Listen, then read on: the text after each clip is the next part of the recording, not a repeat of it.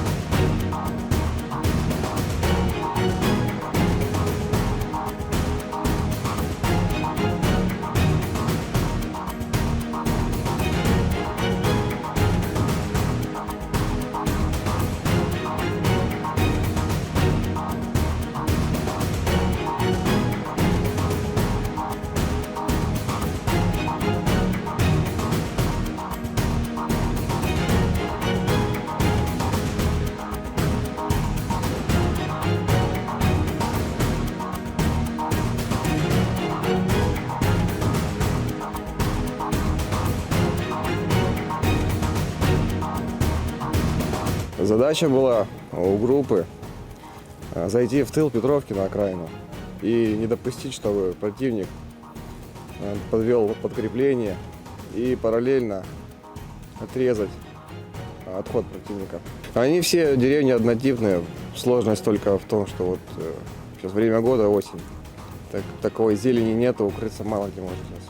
Пробовали по-разному, там и маск-халаты, и маскировочными сетями, да и там вот из местности есть там. Шифером укрывались, всем ребята укрывались, маскировались. Открытые участки местности перебегали, а вот по лесополосам по одному аккуратно. От куста до куста, от дерева к дереву. По лесополосам там были опорные пункты противника. Сама Петровка, там практически все участки местности были заминированы противотанковыми минами на технике, то есть не подъехать нормально. И вот там оставалась только центральная улица, и там тоже мины были на некоторых участках. В основном они отходили и отстреливали отходящих сил. А такого подкрепления не было у них. Там работала группа эвакуации, и в принципе больше ничего не было. В основном, когда сталкивались, стрелковый бой начинался, они бегут. А так они сидят, у них на позициях по 3-4 человека сидит. В основном вся сложность — это артиллерия и птички. Для передвижения выбирали, допустим, время с 7 до 8 утра, когда вот только-только расцветает. Таковые птицы еще плохо видят. И вот также вечернее время, как только начинается сумерки, вот, перемещались так. А так укрывались в подвалах, в домах, лишний раз не высовывались. Со стороны противника и танки подъезжали, и группы пехоты высаживали на бронемашинах. У противника в основном встречали, документы забирали, даже одного пленного взяли. Возрастные все, до 50. Пошли группами, начали заходить в деревню, начали с первого дома зачистку. Ну и так вот постепенно продвигались, давили противника. У него не было шансов, он откатывался постоянно назад. В итоге убежал от нас. Нас ждали с первого дома. Как мы начали заходить, нас ждали с первого дома, ну так и проталкивали его. Он знал, у него уже были готовые позиции, он знал, куда ему откатываться в случае чего, и откатывался на готовые позиции, где у него были боеприпасы, боепитание. Он уже был готов. Одного пулеметчика сняли при первом накате, они его бросили, оставили вытекать, не помогли ему никак, забрали его. Начали накатываться дальше, они на готовой позиции нас уже ждали, пришли, накатились. Плотным огнем их выдавили просто из этого дома, они убежали в поле, и мы в поле их сняли. Тяжело, то есть каждая секунда твоей жизни подвергается вообще опасности. наверное, наше рвение, стремление только помогло нам победить. Конечно, работал танк, помогал нам, работала наша минометка, работали птицы наши. То есть поддержка была у нас постоянно. Нам помогали продвигаться вперед. Малым числом у нас было порядка, наверное, 20 человек, заходили группами, также и продвигались вперед. То есть живого я его не наблюдал. Очень хорошо подготовленные позиции скрытные. Не давались вообще показать себя, просто вспышки, одни вспышки.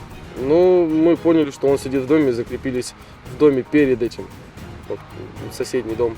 Дождались группы, 3 группами выдвинулись, окружили дом и просто задавили противника. Встречались мирные жители, но это были пожилые люди, кто, видимо, по тем или иным причинам уже не мог покинуть свой дом. Мирные жители были, бабушка нам встретилась, ВСУшники, просто выкинули ее из дома безжалостно и отправили жить в подвал. Закрепились на ее точке и все. Получили свою задачу от своих командиров, загрузились в БТР и двинули на населенный пункт Петровка. Прежде чем мы заехали в населенный пункт, туда отработала авиация. Соответственно, следом мы заскочили в Петровку и начали ее освобождение. Встретили минометным огнем. Противник давал сопротивление небольшое. Но сопротивление было для того, чтобы побыстрее убежать, так скажем, с населенного пункта. Как такового огня и стрелкового боя мы не встретили почти.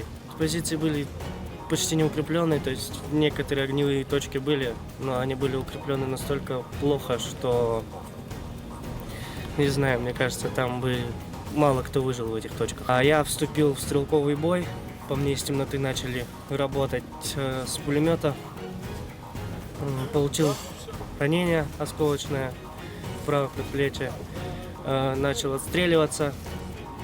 Потом, когда я так понял, что у противника закончился боекомплект, потому что он перестал отстреливаться, и я решил, чтобы наверняка закинуть туда пару гранат. После чего зашел, законтролил и ушел к своим на эвакуацию, чтобы меня перемотали. Были мирные жители, мы освободили мирных жителей. Бабушки, дедушки сидели, прятались в подвалах. Они были рады, что мы пришли, помогли им избавиться от украинских военнослужащих, которые их кошмарили, еду забирали у них, как они рассказывали нам. Идем вперед, мы смеемся, по-другому не может быть. И я уверен, что победа будет за нами.